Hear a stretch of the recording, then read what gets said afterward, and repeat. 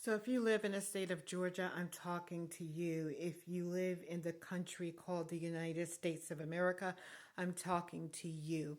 Right now, we know that we have a problem, but we're getting very little airplay on it. But it's a very life-altering, country-altering problem.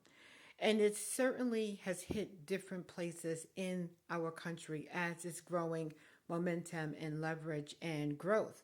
We see what has happened in Dearborn, Michigan. We see what is happening inside of Minnesota. We also see what has just been elected for mayor in New York and now Georgia. We have an election, and on that ballot, we have a gubernatorial election, and on that ballot is someone that is from that persuasion, under that religion, with that mindset, that want to be the governor of the state of Georgia.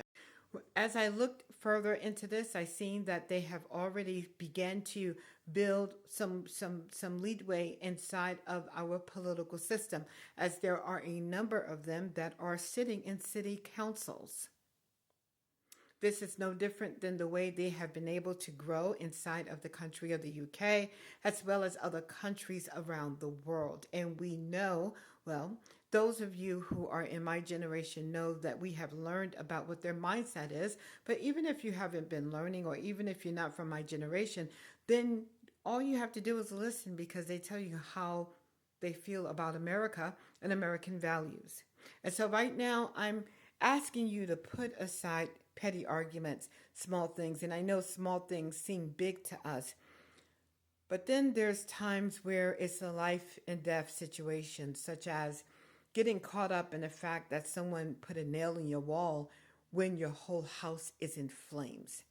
What I'm trying to say is the latter. So here's a video that shares a little bit more information about this.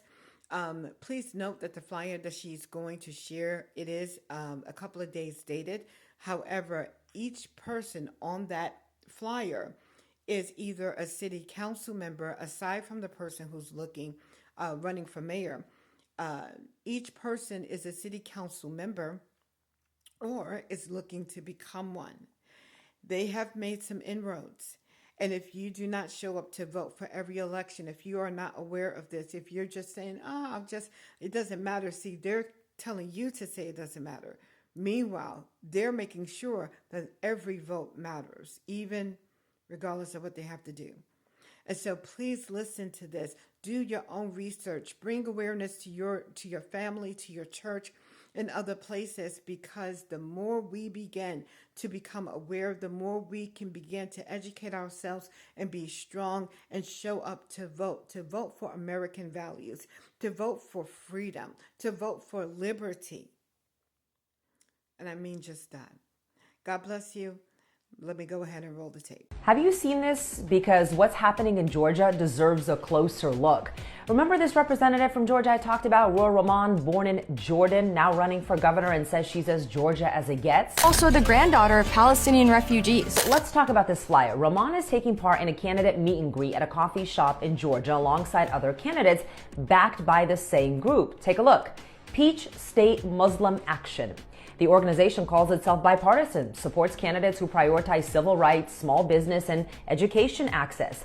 But it also appears in coalitions with groups like CARE, the Council on American Islamic Relations, which the U.S. Justice Department once named as an unindicted co-conspirator in a Hamas-related terror financing case. CARE denies any wrongdoing.